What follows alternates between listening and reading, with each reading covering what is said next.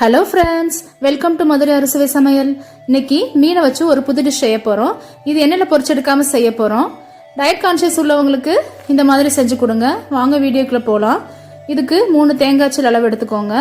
1 teaspoon சீரகம், 1 teaspoon சோம்பு, 1 teaspoon மிளகு. இது எல்லாத்தையும் மிக்சி ஜாரில் போட்டு கரகரப்பாக அரைச்சிக்கலாம். ரொம்ப நைஸாக அரைச்சிடாதீங்க. அடுப்பில் ஒரு பேனை வச்சு தேவையான அளவு எண்ணெய் ஊற்றிக்கோங்க. இன்றைக்கி நான் 2 வெங்காயம் எடுத்திருக்கேன். கருவேப்பிலை எல்லாம் போட்டு நல்லா வதக்கி விடுங்க.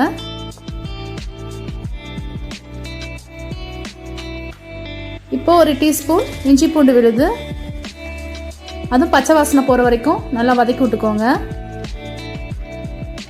1 தக்காளி, அதையும் போட்டு நல்லா வதக்கிக்கலாம்.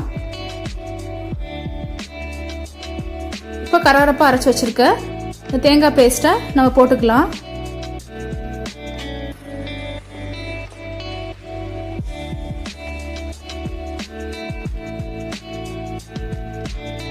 தேவையான அளவு தண்ணி ஊற்றி கொதிக்க விடுங்க.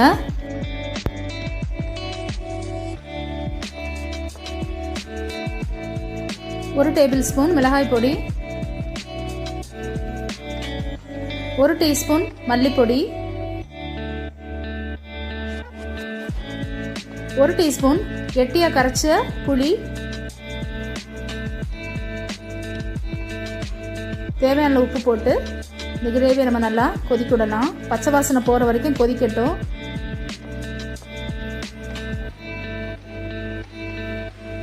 இப்போ கிரேவி நல்லா ஒரு 5 நிமிஷத்துக்கு மேலே கொதிச்சிருச்சு. பாருங்கள், எண்ணெய் பிரிஞ்சு மேலே வந்துருச்சு. இந்த சமயத்தில் நம்ம மீனை போட்டுக்கலாம். மீன் போட்டு 10 நிமிஷத்துலேயே அடுப்பை ஆஃப் பண்ணி விட்டுருங்க. மீனை போட்டுட்டு இது ஒரு 5 நிமிஷம் நல்லா வேகட்டும். 5 நிமிஷம் கழித்து திரும்ப பரட்டி விடுங்க. திரும்ப ஒரு 5 நிமிஷம் வேகட்டும். 10 நிமிஷம் இந்த மீன் வேகிறதுக்கு டைம் ஆகும். அப்புறம் அடுப்பை ஆஃப் பண்ணிடலாம். பாருங்கள், மீன் நல்லா வெந்துட்டுருக்கு. 10 நிமிஷம் ஆயிடுச்சு. அவ்வளோதான், ஃபிஷ் மசாலா கறி ரெடி ஆயிடுச்சு. இந்த வீடியோ பிடிச்சிருந்தா லைக் பண்ணுங்கள், ஷேர் பண்ணுங்கள், கமெண்ட் பண்ணுங்கள், சப்ஸ்கிரைப் பண்ணுங்கள். மறக்காமல் பெல் பட்டனை கிளிக் பண்ணுங்கள்.